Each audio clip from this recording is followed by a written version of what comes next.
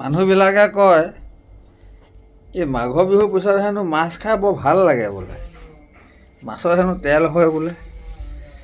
সেইকাৰণে এই শিঙৰা মাছ বেছি নহয় দেই, 400 গ্ৰাম শিঙৰা মাছ আনিলোঁ। শিঙৰাকেইটা ভালেই বয়া বাচিছে, বাচি পেলাই থৈছে।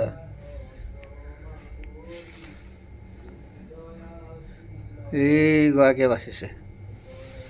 কোনে বাচিব?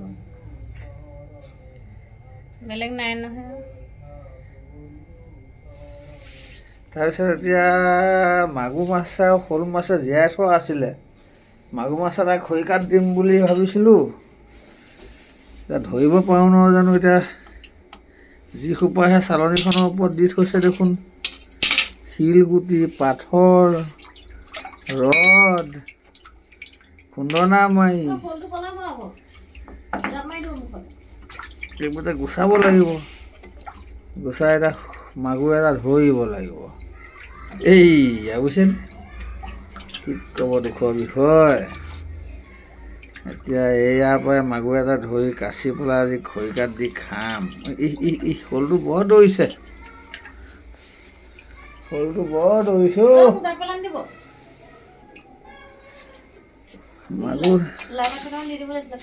মাগুৰকেইটা ডাঙৰে বাৰু, এতিয়া কোনটো আহে আৰু দেই।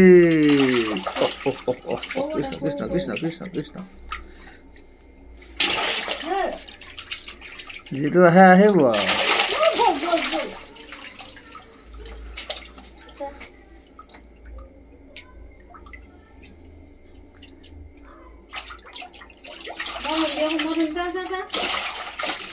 হৈ গ'ল হৈ গ'ল।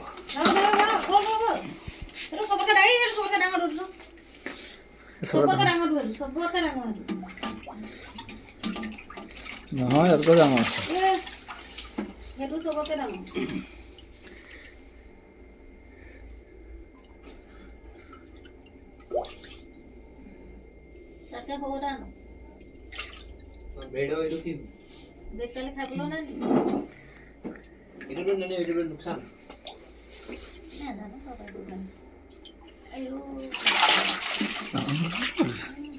যাবলৈ হয় টেংকিত সোমাবগে, এবাৰ টেংকিত ঢাকন খুলিব।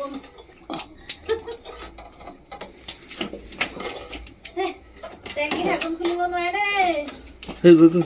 গ'লে গ'লে হৈ যাব হৈ যাব।